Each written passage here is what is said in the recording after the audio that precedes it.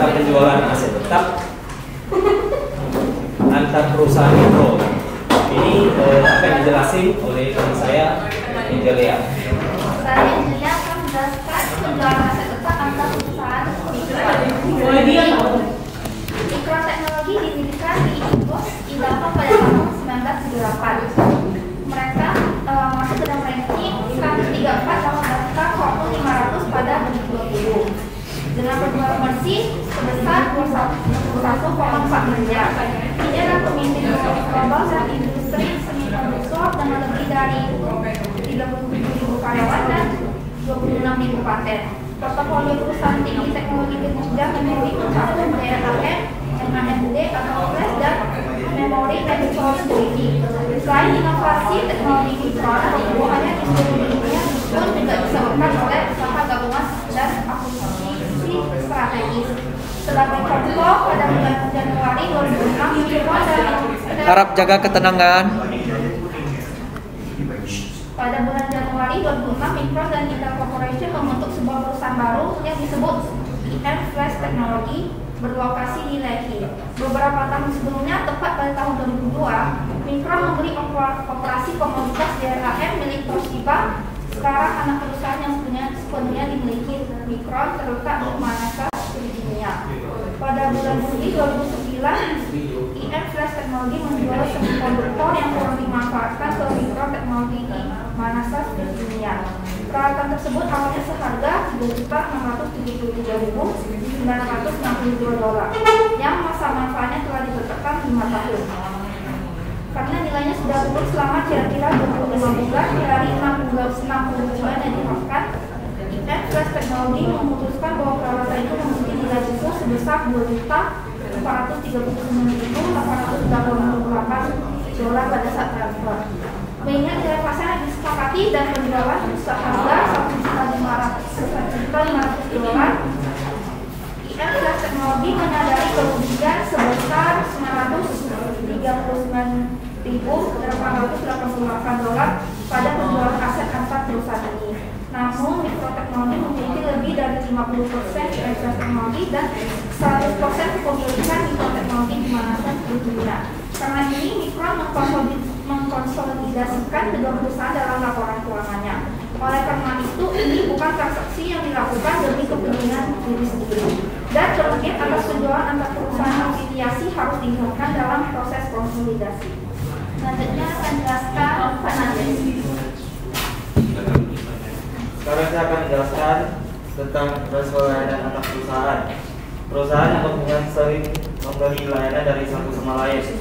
Layanan ini mungkin dari beberapa jenis umum termasuk pembelian antar perusahaan untuk konsultasi, teknik pemasaran dan layanan pemeliharaan. Ketika satu perusahaan membeli jasa dari perusahaan terkait, pembeli biasanya mencatat beban dan penjual mencatat pendapatan. Ketika laporan keuangan konsolidasi disusun, baik pendapatan maupun biaya harus dihilangkan. Misalnya, jika perusahaan itu menjual konsultasi jasa kepada anak perusahaan sebesar $50.000, itu akan mengakui $50 pendapatan konsultasi pada pembukuannya, dan anak perusahaan akan mengakui $50 untuk biaya konsultasi. Pada lembar kerja konsolidasi, sebuah entry konsolidasi akan diperlukan untuk mengurangi kedua pendapatan konsultasi dan biaya konsultasi sebesar $50.000 karena pendapatan dan biaya sama dan keduanya dieliminasi. Pendapatan tidak terpengaruh oleh konsolidasi. Meskipun pendapatan tidak terpengaruh, konsolidasi tetap penting karena jika tidak, pendapatan dan beban akan disajikan terlalu tinggi. Umumnya, pendekatan sederhana sesuai untuk menggunakan beras ke jasa atau perusahaan dengan mengasumsikan bahwa jasa tersebut membutuhkan periode berjalan, dan oleh karena itu setiap keuntungan antara perusahaan dan jasa tersebut terrealisasi dalam jangka waktu pengalihan. Biasanya asumsi bahwa laba atas penjualan jasa tetap perusahaan direalisasikan dalam periode penjualan adalah realistis. Namun dalam beberapa kasus realisasi lembaga antar perusahaan atas jasa tidak terjadi di berbagai jasa yang diberikan dan jumlahnya signifikan. Selanjutnya akan dijelaskan oleh Vincent. Selanjutnya saya akan menjelaskan transfer aset jangka panjang antar perusahaan.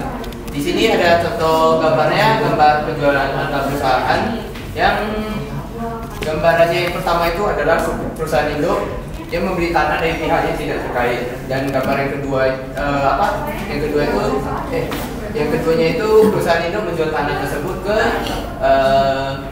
kepada anak perusahaan, dan yang ketiga itu akhirnya anak perusahaan itu menjual tanah tersebut kepada pihak tidak terkait.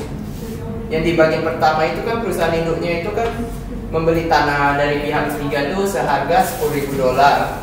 Kemudian perusahaan induk itu menjual tanahnya itu ke anak perusahaan sebesar $15.000, dan kemudian anak perusahaannya itu menjual tanahnya itu lagi ke pihak ketiga sebesar $25.000. Jadi di sini ada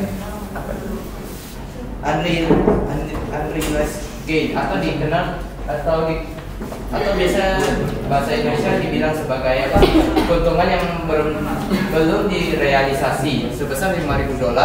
Kemudian keuntungannya itu sebesar $10.000 di sininya $10.000. Jadi total keuntungan dari perusahaan tersebut sebesar $15.000. Selanjutnya akan dijelaskan oleh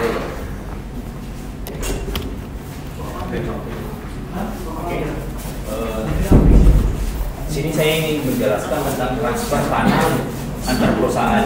Di sini kita bisa melihat contoh dari proses ketika perusahaan A membeli tanah sebesar 10.000 dan menjual ke anak perusahaan dengan harga 10.000. Terus asetnya terus dijual, aset terus dinilai pada biaya awal adalah 10.000 entitas consolidated. Ini adalah jurnal. Selanjutnya adalah contoh dari transfer tanah antar perusahaan. Contohnya salah satunya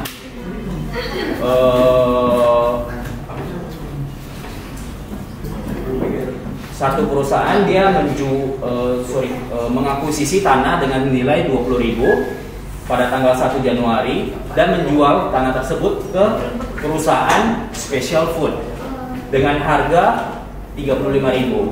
Di sini kita bisa melihat jurnal yang terbentuk. Yang pertama adalah pembelian atas tanah, yaitu land pada cash dengan 20.000. Terus dia menjualnya lagi tanah ke Special Food, yaitu dia menerima duit dengan 35, tanah 20.000, dan keuntungan atas penjualan tanah adalah 15.000. Oke. Selanjutnya akan kesimpulan dijelasin oleh Leo.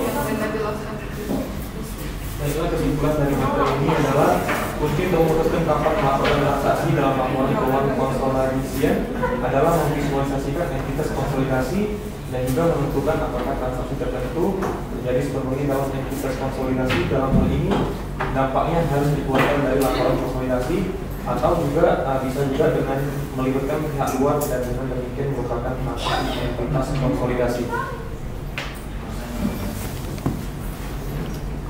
Terima kasih, sekian presentasi dari kelompok kami. Sesi pertanyaan langsung aja. Tadi siapa nama yang terakhir? Si Leo, Pak. Leonardo. Iya. Oke. Bagi teman-teman yang ingin bertanya ke kelompok saya di sini, silakan. Satu kelompok minimal satu. Iya, ke grup aja.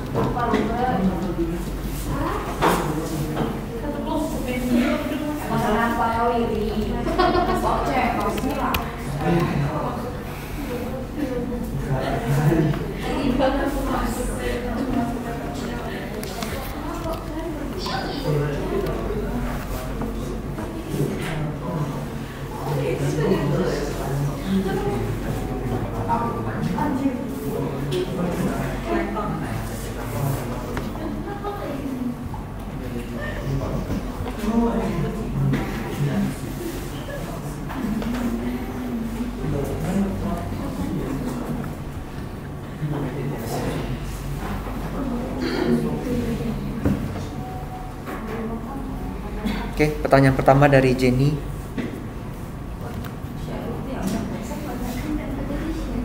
Kerugian atas penjualan antar perusahaan afiliasi harus dihilangkan dalam proses konsolidasi. Kenapa? Oke.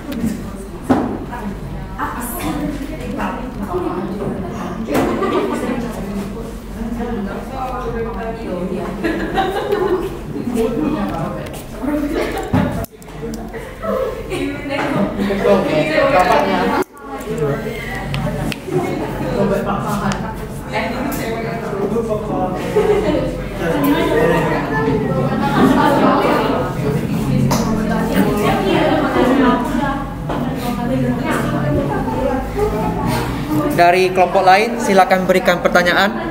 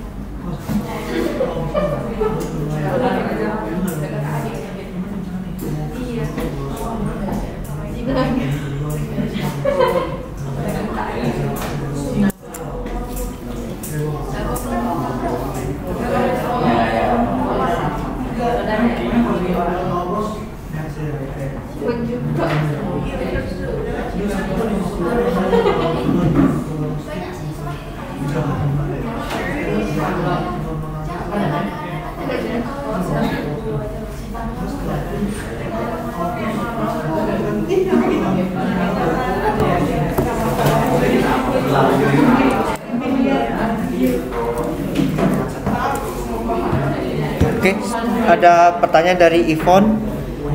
Kapan laba dari ini dianggap telah terrealisasi? Yang ketiga dari Rosita, dampak pengalihan aset tidak lancar terhadap stakeholder. Oke, kelompok lain silakan.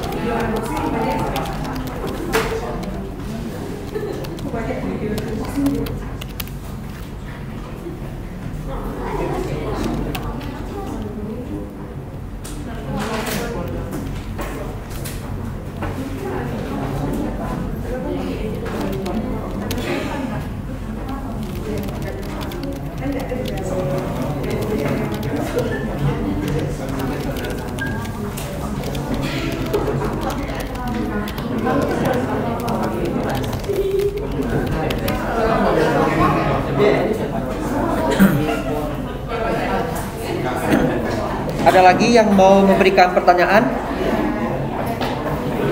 Jawab aja dulu Pak. Yang lain masih dari. Tergantung mereka.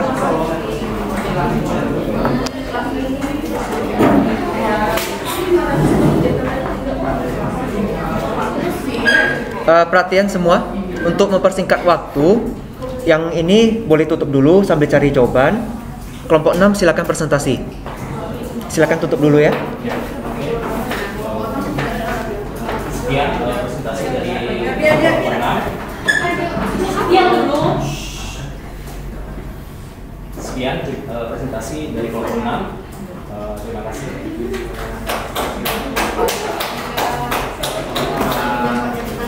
Silakan kelompok berikutnya.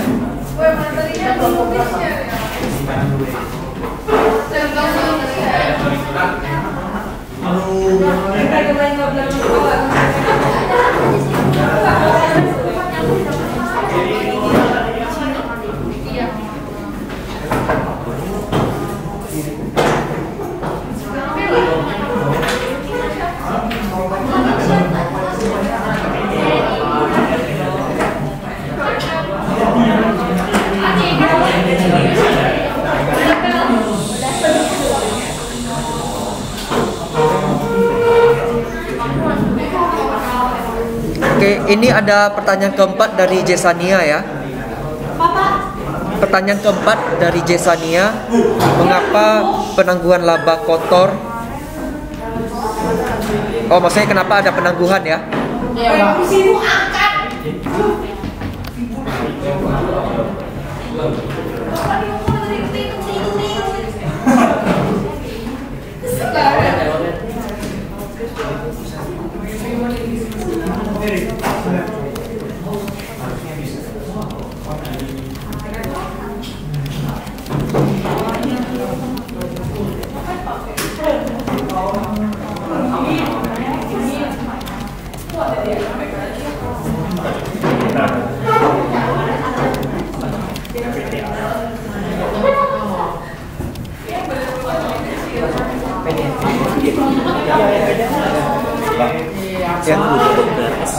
Ya udah, boleh.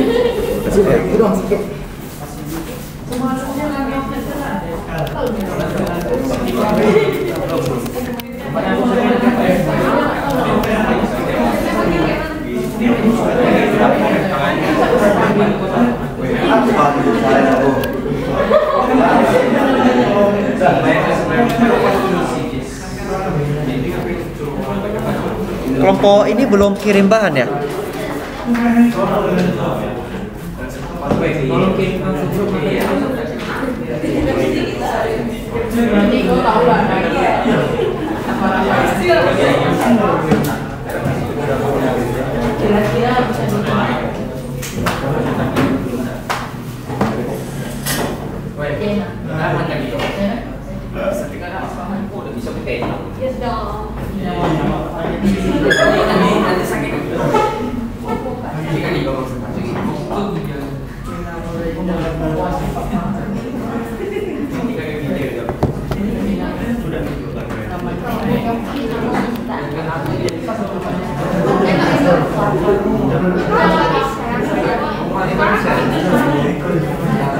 Dharma Putra yang mana? Saya.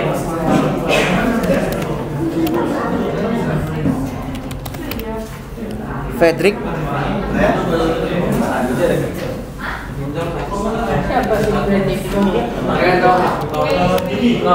Jackie. Jackie yang mana? Stefan. Stefan yang mana?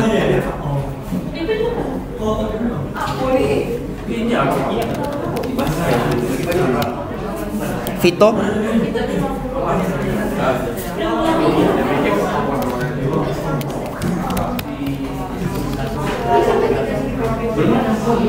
Oke, silakan mulai presentasinya. Ya. Selamat sore teman-teman semuanya. Selamat sore Pak. Kami dari kelompok 6 hari ini kita akan mempresentasikan mengenai utang antar perusahaan, di mana studi kasusnya yaitu Kaisar Entertainment Corporation. Jadi di kelompok kami ini beranggotakan yang pertama ada Dharma Putra Chandra, ada Fredrik Slide, Jekitan saya sendiri, terus ada Stephen Fendi dan ada Vito Tandianto. Selanjutnya ini ada penghasilan utang Kaisar Entertainment Corporation. Dimana sebelum masuk ke sini saya akan menjelaskan dari pengertian pengalihan utang atau dalam bahasa Inggrisnya itu debt transfer. Adalah proses di mana suatu perusahaan mentransfer utang dari satu kreditur ke kreditur lainnya. Lalu kalau apa itu pengalihan utang Kaisar Entertainment Corporation? Itu adalah pengalihan utang dari perusahaan induk ke anak perusahaannya yaitu Kaisar Research Collection. Pengalihan ini dilakukan sebagai bagian dari restrukturisasi keuangan dari perusahaan induknya. Proses dari pengalihan utangnya itu melalui pembelian surat utang oleh Caesar Research Collection senilai 2,2 miliar US dollar. Surat utang tersebut diterbitkan oleh Caesar Research Collection dan dibiayai melalui pembiayaan dari Goldman Sachs and JP Morgan. Dalam proses ini, Caesar Entertainment Corporation mengambil tindakan restrukturisasi utang dengan memberikan hak jaminan terhadap jumlah aset properti untuk Goldman Sachs dan JP Morgan. Selanjutnya ini manfaat pengalihan utang akan dijelaskan oleh Freddy Slide. Oke, baiklah, saya akan menjelaskan bagian dari manfaat pengalihan utang. Jadi pertama tuh manfaat pengalihan utang yang pertama adalah mengurangi beban utang. Dengan mengalihkan sebagian besar utang dari perusahaan induk ke anak perusahaan, Caesar Entertainment Corporation dapat mengurangi beban utang pada tingkat perusahaan induk. Jadi di perusahaan induk tuh kalau di dalam chart sama perusahaan induk lainnya dia meningkat gitu, nggak menurun karena utangnya banyak, karena utangnya itu udah pindah ke anaknya. Oke, untuk selanjutnya meningkatkan likuiditas. Untuk meningkatkan likuiditas dengan pembelian surat utang baru senilai 2,2 miliar US dollar, Caesar Research Collection LLC dapat meningkatkan likuiditasnya dan memperoleh sumber pendanaan yang lebih murah. Jadi dana yang bisa dicairkan tuh bisa lebih banyak jumlahnya. Lalu untuk yang ketiga, menstabilkan keuangan. Pengalihan utang ini merupakan bagian dari restrukturisasi keuangan yang lebih besar yang dilakukan oleh Caesar Entertainment Corporation untuk menstabilkan keuangan perusahaan dan mengurangi risiko kebangkrutan di masa depan. Selanjutnya, untuk ikhtisar konsolidasi. Jadi, oke. Jadi untuk pengertian ikhtisar konsolidasi, ini adalah proses di mana laporan keuangan terkonsolidasi dibuat untuk menunjukkan kinerja dan posisi keuangan dari suatu grup perusahaan. Hal ini dilakukan dengan menggabungkan laporan keuangan dari setiap perusahaan, anak perusahaan dalam grup itu, sehingga memberikan gambaran keseluruhan tentang kinerja dan posisi keuangan grup tersebut. Jadi pada dasarnya biasa ikhtisar konsolidasi ini dibuat untuk perusahaan induk. Jadi untuk memperkuat itu, untuk mengkonsolidasikannya, anak perusahaannya juga dicek ke laporan keuangannya, digabungkan, disatukan menjadi laporan keuangan perusahaan induk itu. Jadi terkonsolidasi. Lanjut, yang kedua adalah proses ikhtisar konsolidasi. Dimulai dengan mengumpulkan laporan keuangan dari perusahaan induk tadi dan anak perusahaannya. Laporan keuangan ini meliputi laporan laba rugi, bisa neraca, laporan arus kas, dan catatan atas laporan keuangan. Setelah dilakukan penyesuaian, laporan keuangan dari perusahaan itu dan anak perusahaannya digabungkan dan menghasilkan laporan keuangan konsolidasi. Baiklah, untuk selanjutnya akan dijelaskan oleh itu. Manfaat ikhtisar konsolidasi adalah memberikan gambaran yang lengkap kepada anak-anak perusahaan tentang kinerja keuangan sebuah perusahaan, termasuk dengan anak-anaknya. Dengan laporan ini, pemangku kepentingan dapat memahami secara lebih baik kinerja keuangan dari setiap perusahaannya tersebut. Memudahkan perusahaan untuk mengawasi dan mengolah kegiatan bisnis anak perusahaannya, dan meningkatkan transparansi dan akuntabilitas perusahaan. Laporan konsolidasi memberikan informasi yang jelas mengenai aset, kewajiban, pendapat, dan biaya perusahaan, sehingga para pemangku kepentingan dapat melihat secara jelas bagaimana perusahaan mengolah sumber dayanya.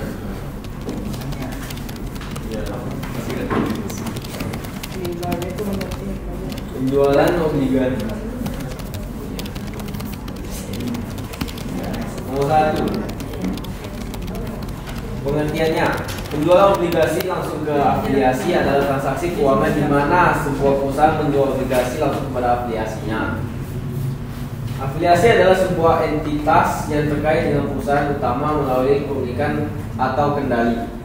Tentunya akan dibacakan oleh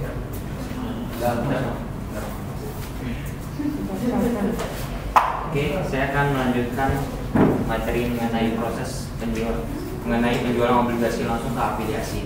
Nah, proses penjualan obligasi ini ada 3 tahap nih. Yang pertama itu perusahaan utama yang mengeluarkan dan menawarkan obligasi yang akan dijual kepada afiliasinya. Nah, biasanya kalau misalkan ini karakteristiknya seperti jangka waktu, bunga, dan nilai nominal. Selanjutnya itu afiliasi melakukan analisis terhadap obligasi yang akan dibeli dan memutuskan untuk membelinya. Jadi pada tahap kedua ini itu proses dari afiliasinya nih, gimana mengenai obligasinya. Biasanya itu di sini itu evaluasi risiko dan keuntungan yang didapat. Terus yang ketiga yaitu perusahaan utama dan afiliasi menyetujui harga jual obligasi langsung. Ini harga jual ini bisa berbeda dari harga obligasi yang serupa, karena obligasi ini langsung dijual ke perusahaan. Obligasi ini langsung dijual dari perusahaan utama ke afiliasi. Jadi secara garis besar prosesnya itu yang pertama itu perusahaan utama mengeluarkan obligasinya, yang kedua yang afiliasi ini analisis apakah obligasi ini membawa keuntungan atau kerugian. Yang ketiga baru proses persetujuan antara dua hal, antara perusahaan utama dengan afiliasi. Seperti itu.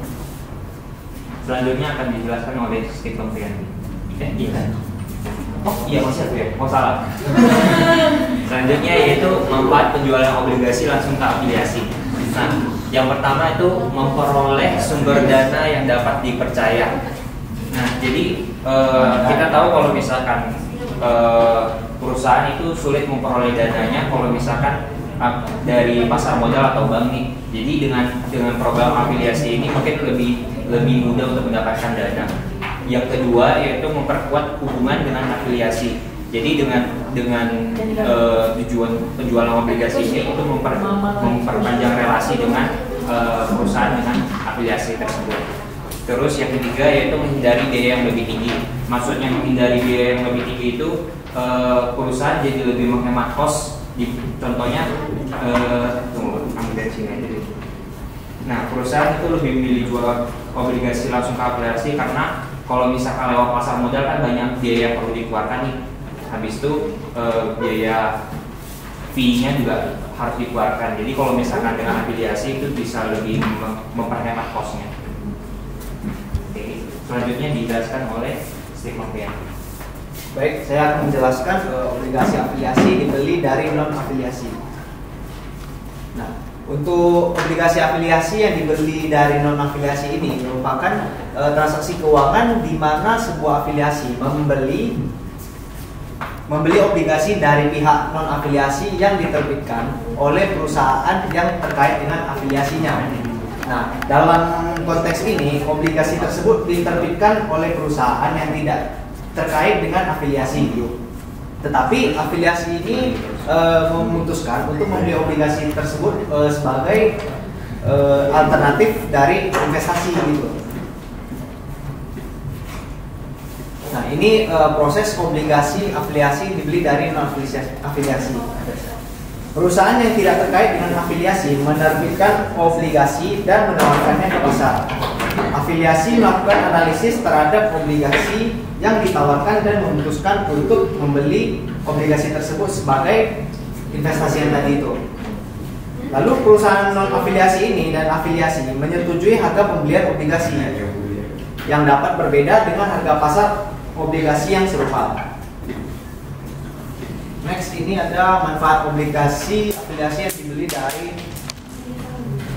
non afiliasi. Yang pertama, diversifikasi portofolio investasi. Nah, di sini dengan membeli obligasi dari perusahaan yang tidak terkait dengan afiliasi.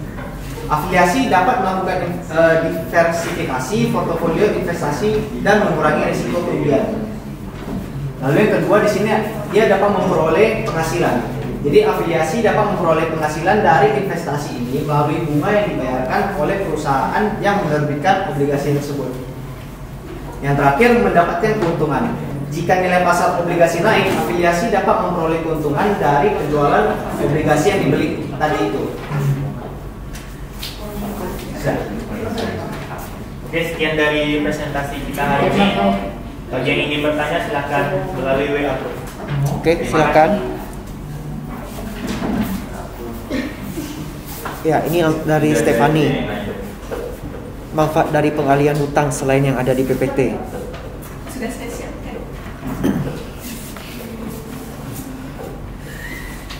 Oh ya, tadi ada dari Frederick itu untuk kelompok 5 ya. Persiapan konsolidasi ketika transfer aset tidak lancar. Iya. Tanya tadi. Untuk kelompok 5. Konfirmasi. Oh iya. Kita boleh.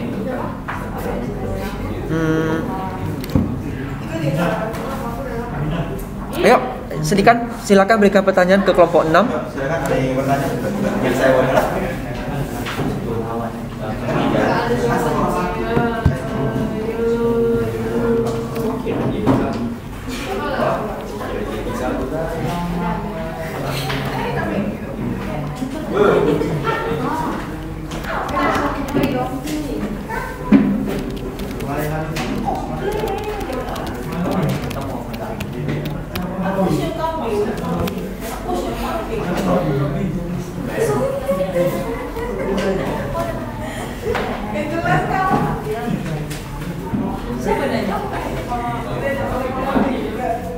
Oke, kelompok 6 silakan tutup dulu. Nanti catat pertanyaan dari sini ya. Kelompok 5 maju lagi untuk jawab pertanyaan.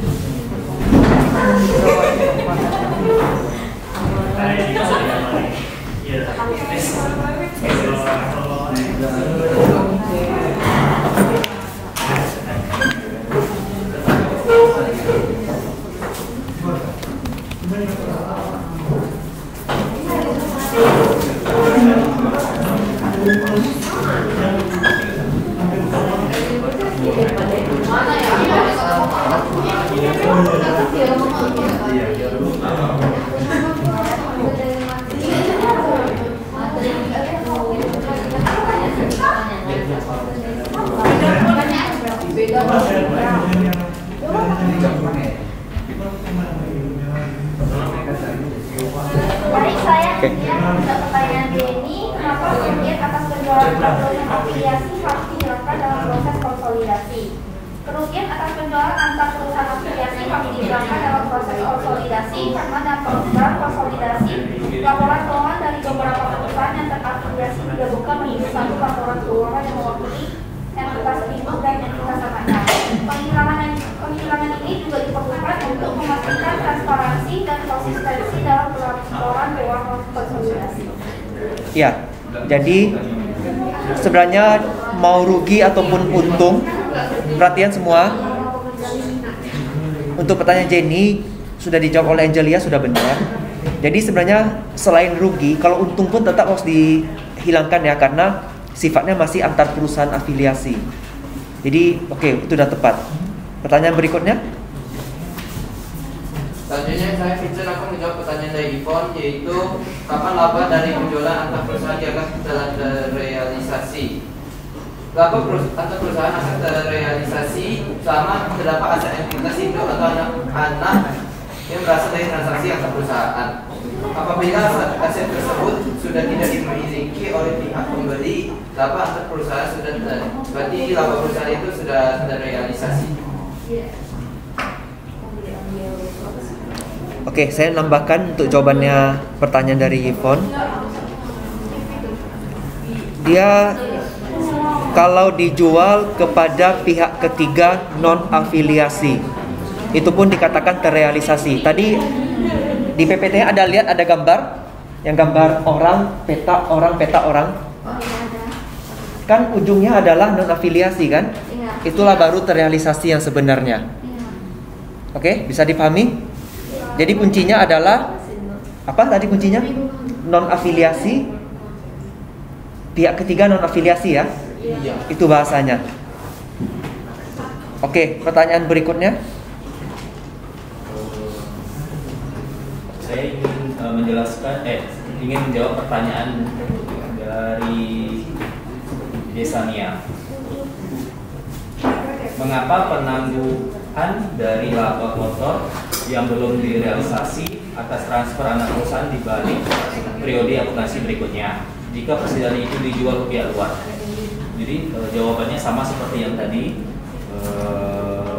Keuntungan atas atau kerugian yang belum direalisasi dieliminasi dalam kegiatan laporan keuangan konsolidasi terhadap hak pemegang saham yang mengakui keuntungan atau kerugian tersebut pertama kali, yaitu pemegang saham dari afiliasi penjualan.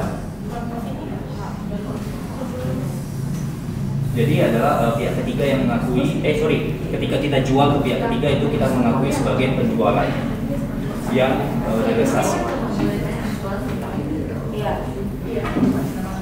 Ya, jadi kalau masih sesama antar perusahaan ya berarti tidak diakui. Baru di sini bahasanya dibalik pada periode akuntansi berikutnya ya. Oke, itu tidak salah bahasanya. Berarti mengeliminasinya tidak di periode sekarang tapi periode depan ya. Ketika dia sudah jual ke pihak ketiga, Pak. Iya. Oke. Berikutnya dari pertanyaan Rosita atau Fredrik.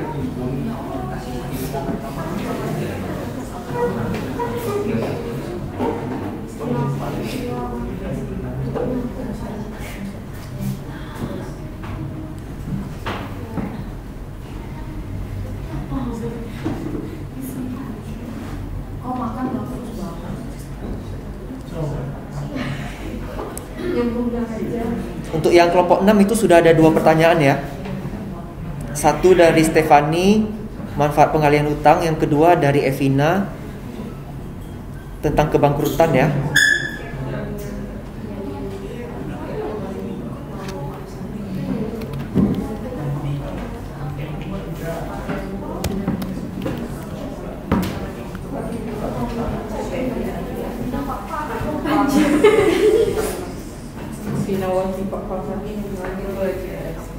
Dia korban.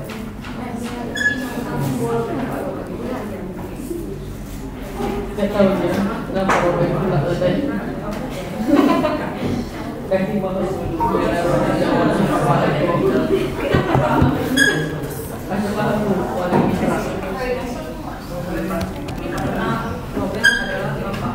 bapak gue kata gue.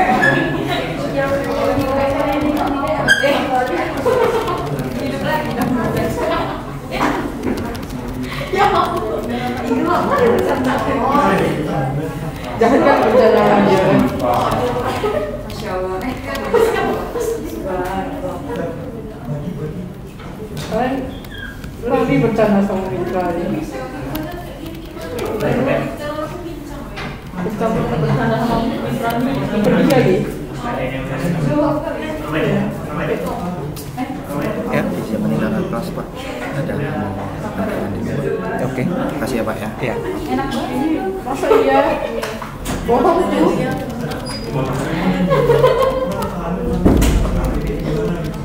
Ada urusan susah nih. Kutuki kali kau, Erik Pak Mahal. Dia bukan semangat.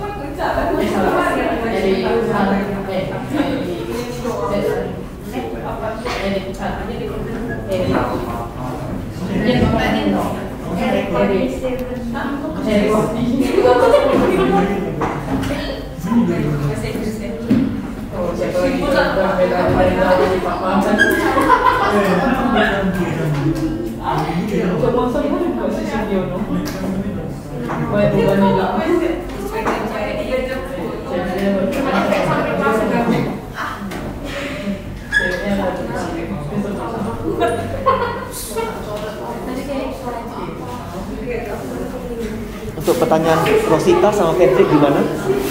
Kita cari dulu boleh. Oh. Kalau kelompok 6 kayaknya belum dapat jawaban semua. Bagi tugas saja. 3 orang cari punya Rosi, 2 orang cari punya si Fredrik.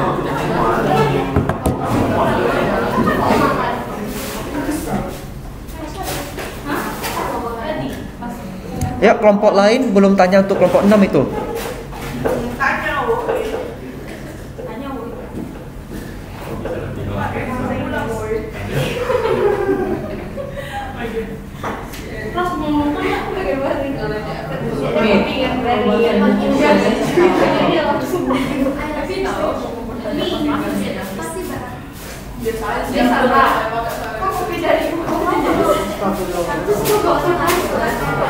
tahu gue bahasa Indonesia yang mandiri ya.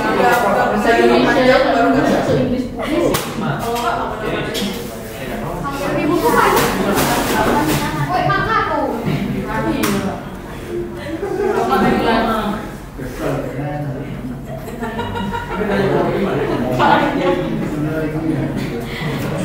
Sudah gini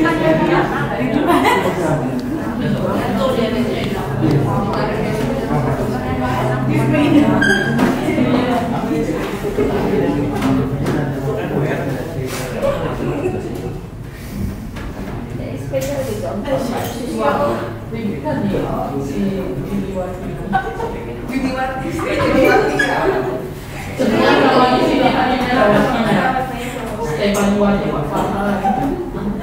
Gak mau ada bati.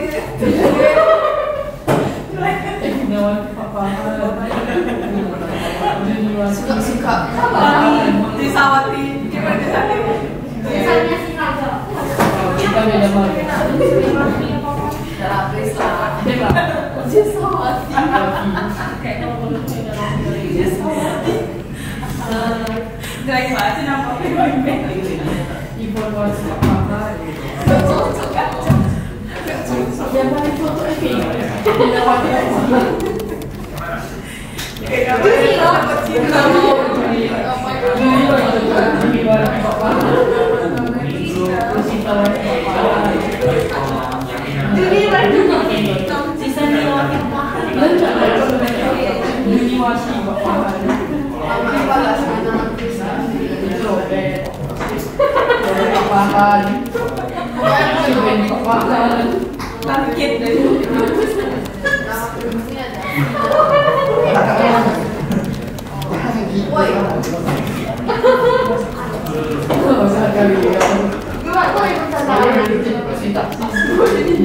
Yang dialihkan itu maksudnya dihapuskan atau dihapus? Harap tenang. Maksud dari pengalihan di pertanyaan itu, pengalihannya itu dihapus atau dijual? Siapa? Pertanyaan siapa? Rosita. Oh, Rosita. Apa maksudnya itu? Pengalihannya itu dihapus.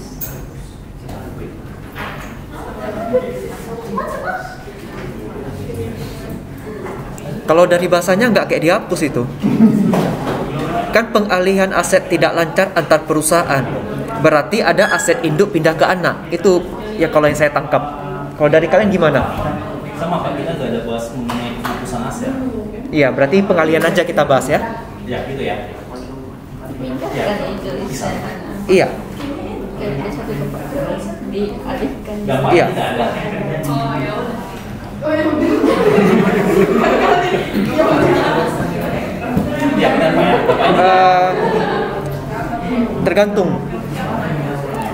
Tergantung. Kamu lihat, kalau anak usahanya itu 100% dimiliki, iya nggak ada dampak.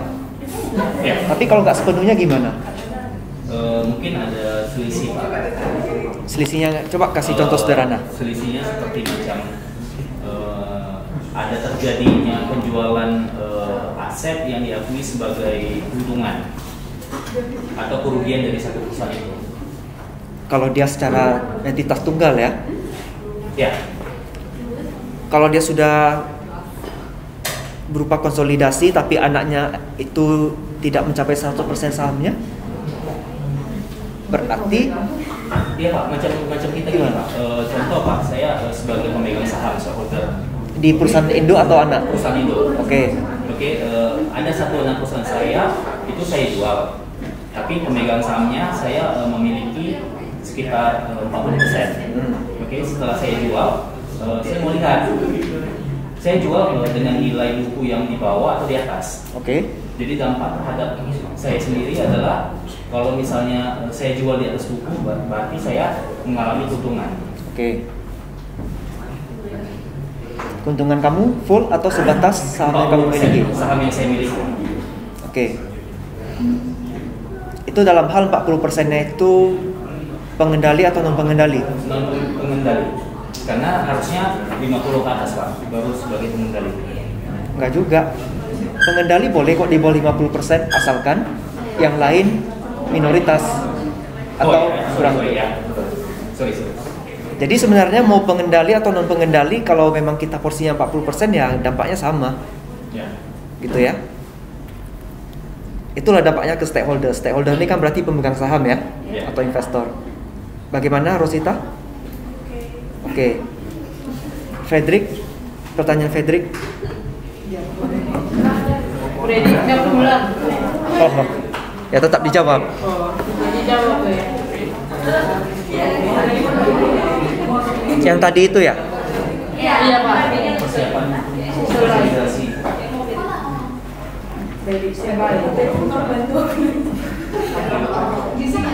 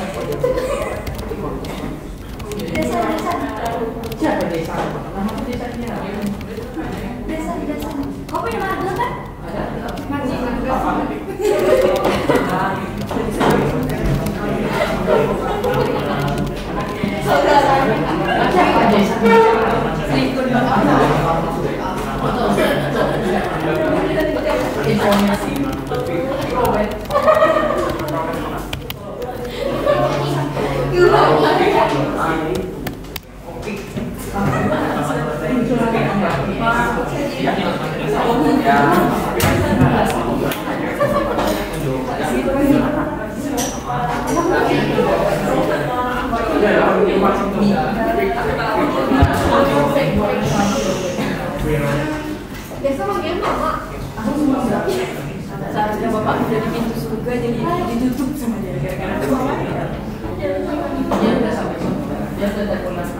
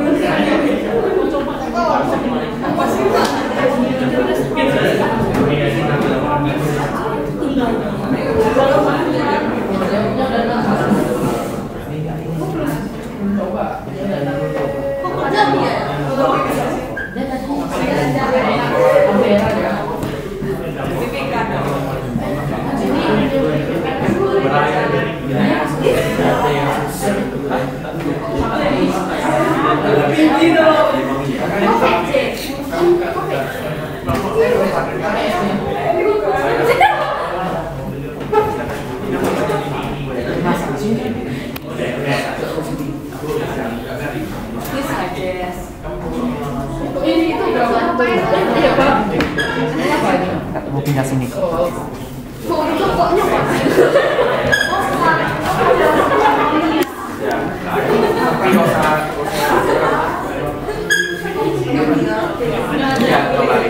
Oke, harap jaga ketenangan sambil menunggu mereka cari jawaban.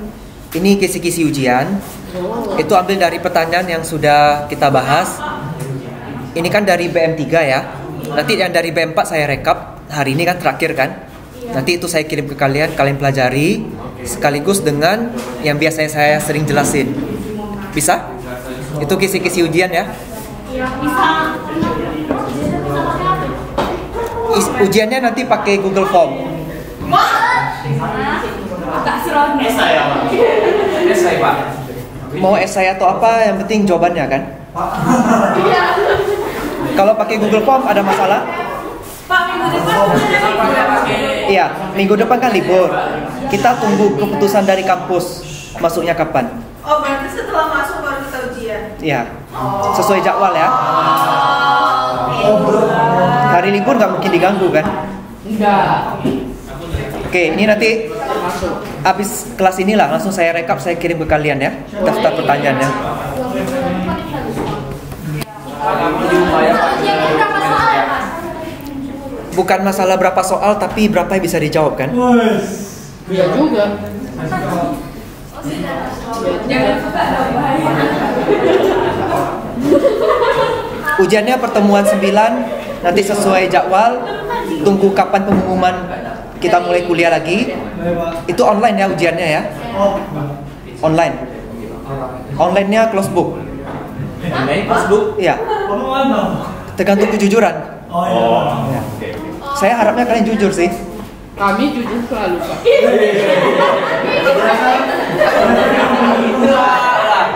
Bersama utama. Bahaya juga. Ada beli. Biasanya gitu nggak jujur. Kami jujur, cuma sebelah. Jadi aku cuma apa ya? Jujur yang penting kan Oh iya, yang penting kan jawab, Pak. Iya. Teman-teman, oke, teman saya ingin menjawab pertanyaan dari Gary. Baik, sekarang saya menjawab pertanyaan Patrick. Apa contoh penyesuaian persiapan konsolidasi yang harus dilakukan oleh untuk perusahaan ketika transfer dan perusahaan aset tidak lancar? Yang pertama, silakan periksa laporan keuangan entitas induk dan entitas anak secara keseluruhan. Sesuaikan laporan dengan melakukan eliminasi terhadap laporan laba rugi antar masing-masing perusahaan. Lakukan eliminasi penghasilan dan dividen dari anak perusahaan. Kembalikan saldo investasi dan perusahaan ke saldo periode. Lakukan penyesuaian buat catatan dari bagian kepentingan non pengendali atas laba dan dividen anak perusahaan. Oke. Jawabannya udah cukup banyak. Cuman ada satu lagi yang mungkin harus ditambahkan. Perjanjian. Meskipun itu sama-sama antar perusahaan, tetap harus ada dibikin suatu perjanjian ya ketika melakukan transfer itu. Jadi nggak sembarang main transfer aja ya. Oke, jadi itu aja tambahan dari saya. Dari kelompok 5 sudah bagus presentasi dan menjawabnya. Terima kasih. Silakan lanjut kelompok 6.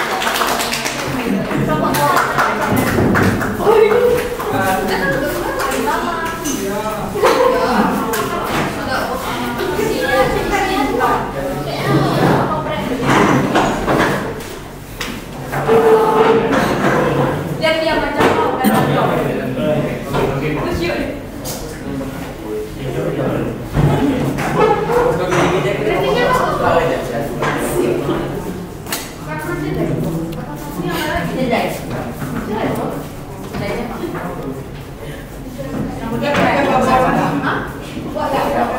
Oke. Kelompok 6 silakan jawab. Siapa? Dari Stefani dulu. Iya, Pak. Oke. Saya akan menjawab. siapa yang jawab? Saya akan menjawab pertanyaan dari Stefani. Maju dikit toh. Nampak ya sobatnya. Pertanyaannya. Manfaat pengalian utang. Apa manfaat dari pengalian utang? Salah satu manfaat lainnya dalam pengalian utang adalah untuk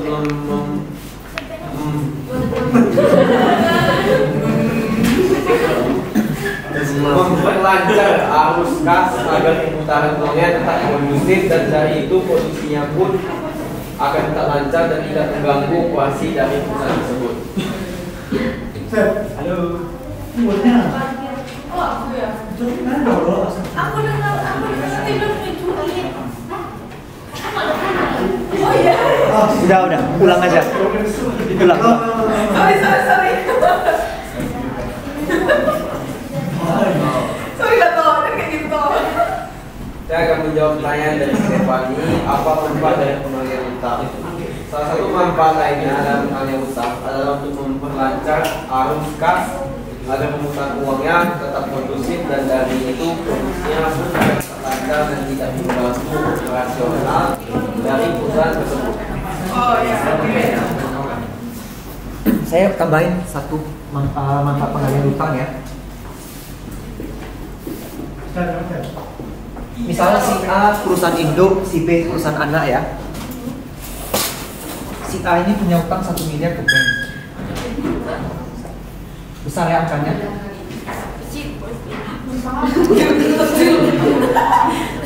Berarti dia lebih dari 1 M ini, Pak. Oke. si A rupanya masih butuh dana untuk pengembangan usaha. Tetapi ketika dia ajukan ke bank merasa angkanya udah kegedean 1 miliar ini, jadi nggak mau kasih kredit lagi. Solusinya dia lempar 1 M ini ke anaknya. Otomatis si B yang berutang 1 miliar sekarang kan, si A kan nggak ngutang lagi, si A pergi pinjam ke bank. Itu salah satu manfaat pengalihan hutang. Akan tetapi yang perlu kita pikirkan, apakah cara seperti ini cukup etis untuk dilakukan? Kan kalau mau kita siapin aja anak perusahaan satu yang memang untuk tujuannya kita rugikan, lempar aja terus semua ke sini, jadi induk bisa minjam terus. Kalau misalnya bisa dikelola dengan baik ya bagus, tapi kalau enggak ya sama aja, nanti perusahaan B-nya kasihan meskipun itu anaknya juga. Anaknya ini lihat lagi, anaknya ini 100% kepemilikannya atau sebagian. Kalau sebagian punya si A, berarti dia berbagi risiko dengan partner bisnisnya yang lain kan? Yang nggak bagus kan seperti itu. Oke, saya cuma mau nambahkan ini aja. Silakan lanjut pertanyaan berikutnya. Saya Dharma, kami jawab pertanyaan Evina. Pertanyaan itu jika sebuah perusahaan jual obligasi dan selanjutnya perusahaan tersebut mengalami kebangkrutan, maka apakah tindakan pemegang obligasi? Jadi kalau misalkan sebuah perusahaan yang menjual obligasi itu bangkrut, maka pemegang obligasi itu menjadi kreditor dalam proses kebangkrutannya. Nah, cuman kalau misalkan masalah kreditor ini kan ada prioritas yang lebih rendah sama prioritas tinggi nih. Jadi biasanya proses kebangkrutan itu perusahaan akan menjual semua asetnya dulu. Jadi setelah menjual asetnya, maka hasil dari aset tersebut akan digunakan untuk membayar utang. Biasanya yang pertama itu ya pemegang prioritas, dan kalau misalkan pemegang prioritas sudah dibayar semua, sisanya baru dibayarkan ke pemegang obligasi yang lainnya. Nah, cuma kalau misalnya memang setelah pembayarannya ternyata nggak cukup, biasanya pembayarannya itu cuma sebagian, kayak gitu sih biasanya. Oke, jawabannya tepat. Tidak perlu saya tambah lagi, udah oke. Cuman proses penjualan aset yang dijelaskan Dharma tadi itu namanya likuidasi ya. Dia melikuidkan semua aset yang dia miliki. Makanya disebut liquid, jadi cair kan?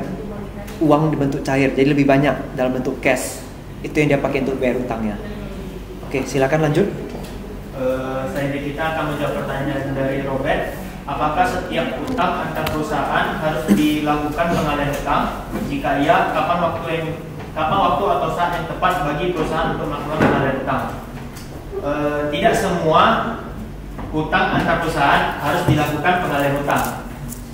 Pengalihan utang antar perusahaan dapat dilakukan ketika salah satu perusahaan memiliki surplus kas dan dapat memanfaatkan dana tersebut untuk membayar utang yang dimilikinya. Terus kalau waktu atau saat yang tepat untuk melakukan pengalihan utang itu tergantung dari kondisi perusahaannya. Bisa jadi seperti yang tadi Bapak jelaskan.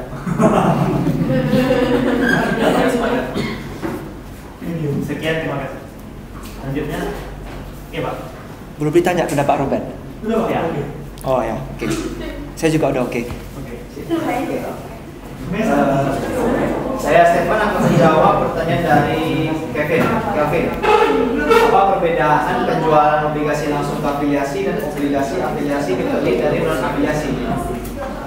Penjualan obligasi langsung ke afiliasi itu terjadi ketika suatu perusahaan menjual obligasi ke afiliasinya yang merupakan entitas yang terkait dengan perusahaan secara langsung.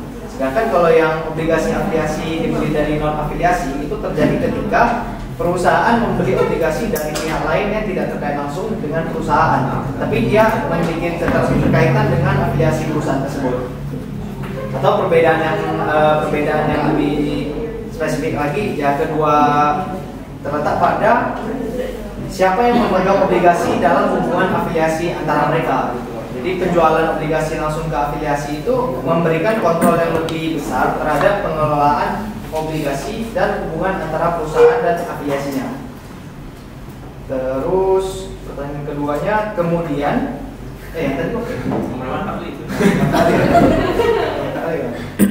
yang kedua itu Kemudian dalam membeli obligasi afiliasi dari non afiliasi dapat mengurangi risiko kerugian. Mengapa demikian?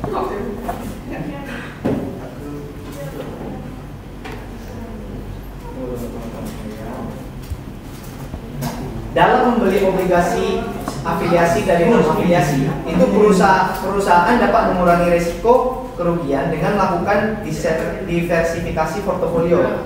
Nah, dalam melakukan diversifikasi portofolio itu perusahaan membeli obligasi dari berbagai sumber yang berbeda, sehingga jika satu obligasi mengalami kerugian atau gagal bayar, dia masih memiliki obligasi dari yang lain gitu, yang bisa menutupi kerugian yang tadi itu.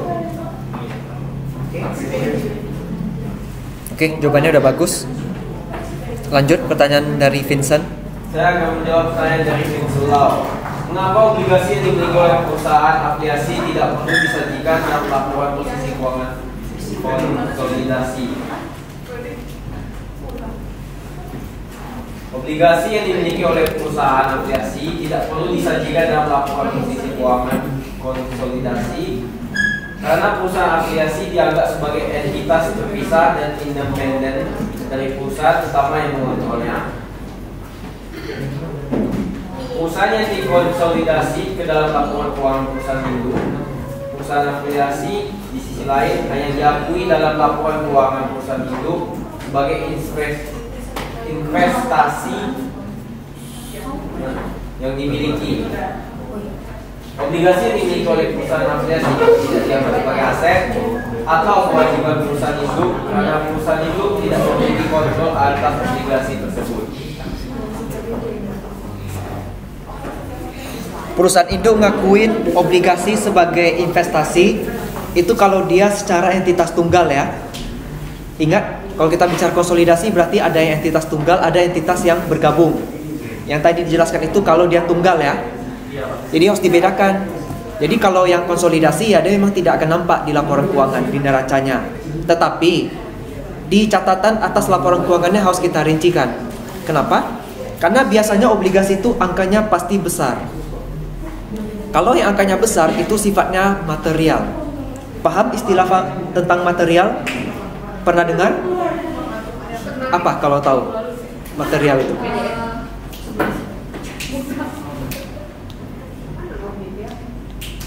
Ya, di mata kuliah audit itu ada pasti material. Kalau enggak di intermediate accounting juga ada tentang material.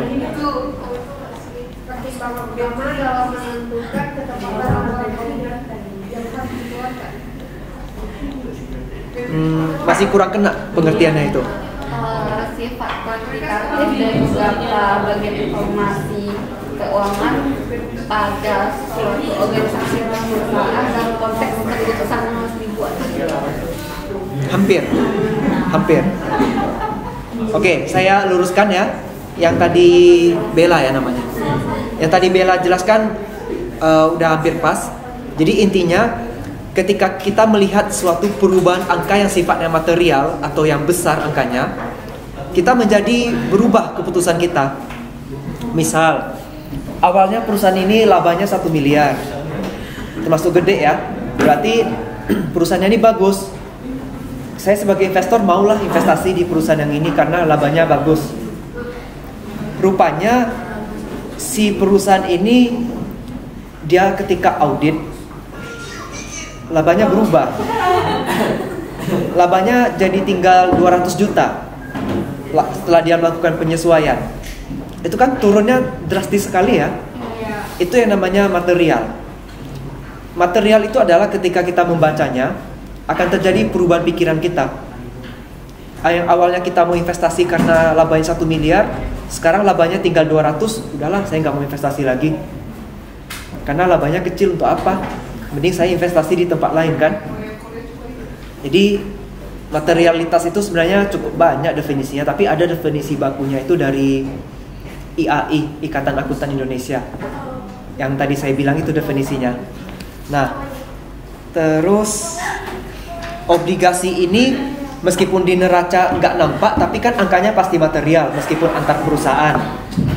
Di catatan atas laporan keuangan harus dirincikan bahwa memang terdapat obligasi antar perusahaan A dan B di di mana si A induk, si B-nya adalah anak, sebesar sekian yang akan dibayar selama berapa tahun dengan bunga sekian. Seperti surat promes dirincikan semua persyaratannya. Itu wajib ada di catatan atas laporan keuangan ya, bukan di neraca. Itu aja tambahan dari saya. Berarti udah semua dijawab ya? Oke, silakan tutup. Terima kasih semuanya. Sekian dari kami.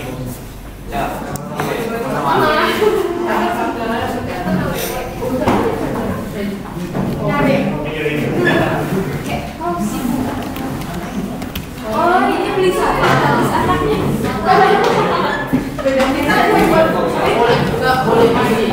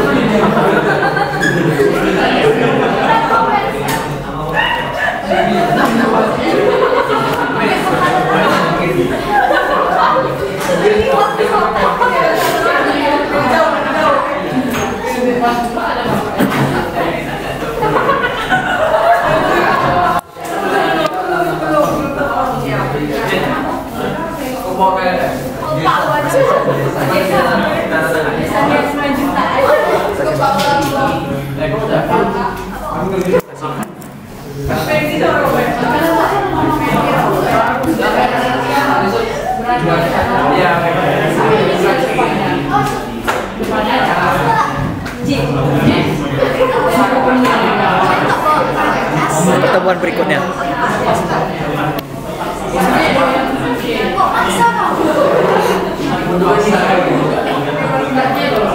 Oke, perhatian semua. Saya udah kirimkan di grup WA daftar rekap pertanyaan di kelas BM3 dan BM4. Jadi silakan dipelajari ya sebagai kisi-kisi ujian.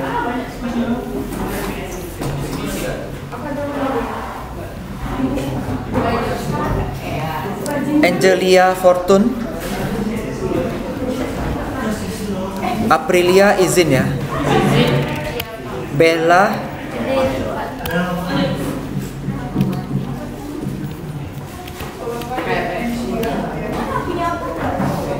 Krisyanti izin. Dharma,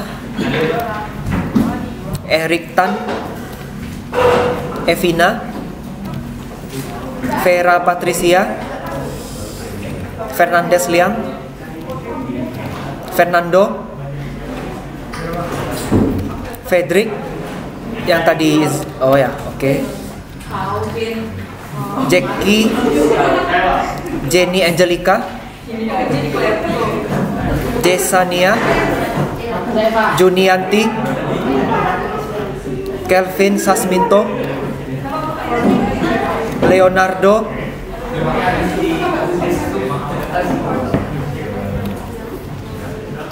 Mary Celia, Mitrawati, Natalia, Pendi,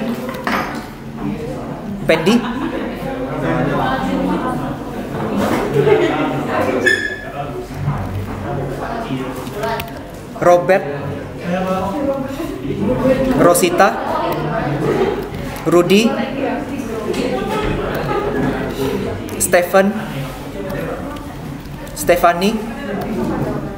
mana? Sufendi, Sugianto, Sugianto, Vincent Lau, Vito Tandianto,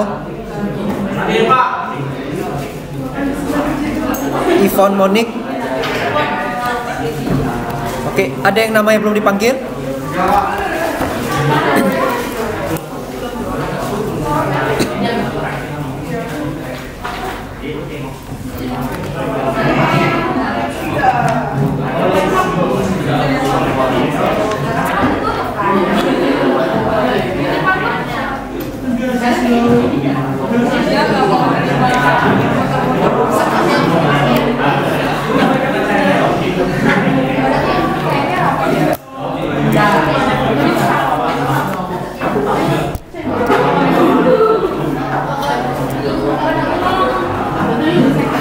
Oke, sebelum kita akhiri perkuliahan kita, ada yang mau ditanyakan tentang berapa materi ujian? Berarti udah bisa semua ya? Jadi mau tanya lagi Pak. Kalau udah berarti bisa dong ujian hari ini? Bisa. Enggak.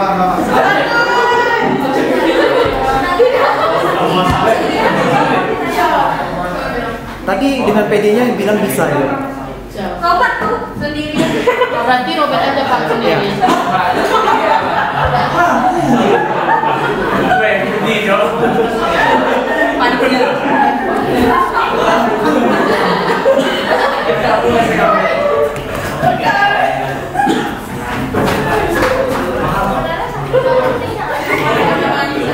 Untuk pengisian ujian nanti kan Google Form. Ada kendala nggak yang pakai iPhone? Ya, nggak bisa loh. Apa? Yang pakai iPhone pakai Google Form ada masalah nggak pengisiannya? Agak masalah Pak kalau pakai Google Form. Yang enggak ada mana? Pak, kenapa nggak susah katanya Pak? Iya. Panjang nanti. Nggak apa-apa.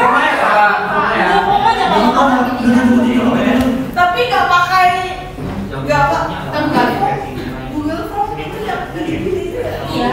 Oh, bukan yang ada waktu itu kan? Iya. Sebenarnya berapa lama Pak? Oh, ada waktu cuma Harap tenang dulu. Kalau mau pakai waktu boleh. jangan Pak, jangan. Pusing nggak bisa. Makasih Pak. Gak pakai waktu. Jadi durasi waktunya sampai selesai. Oh. Pasti. Kalau besoknya selesai berarti nggak apa-apa. Jangan terlalu lama. Iya nggak gitu juga. Ya nggak gitu. Nggak bisa Sama juga Pak. Janganlah 1 minggu. Kalau bisa kan langsung keluar hasilnya, jadi nggak usah lama-lama.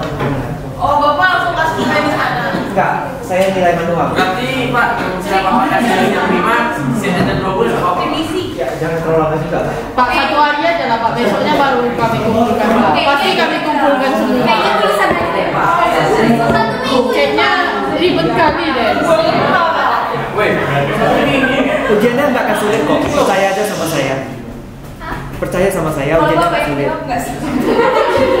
Ujiannya apa Pak? Gak sulit. Oh, nanti Bapak dapat bintang lagi Pak. Iya, semoga ya. Amin. Tapi nggak boleh Saya boleh tanya nih Pak. nanya apa, nanya jawaban. Ada juga. Sebenarnya itu kan bisa. Nanti naik. Nggak boleh open book ya? Nggak boleh open book. Pokoknya Ini kan apa yang benar ya Pak? pokoknya nggak boleh. Nggak boleh open book. Tidak tahu. Sesuai kejujuran masing-masing aja ya. Open book ya. Iya. Aku biasanya nggak bisa. Ya. Jadi dong. Kalau nggak open board kan nggak bisa pindah ya. Open apa aja loh itu lah. Kalau nggak open house di rumah Robert. Iya dong. Mau datang Pak?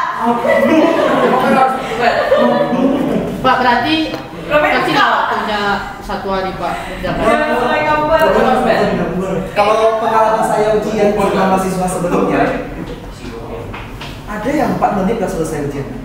Hah? Itu udah Itu jenius Pak. Itu kopas tuh. Jenius Pak. Saya nggak tahu, tapi memang 4 menit dia selesai. dia udah dapat. Jawabannya. Udah dapat lah. Jawabannya benar. Kiranya 90-an.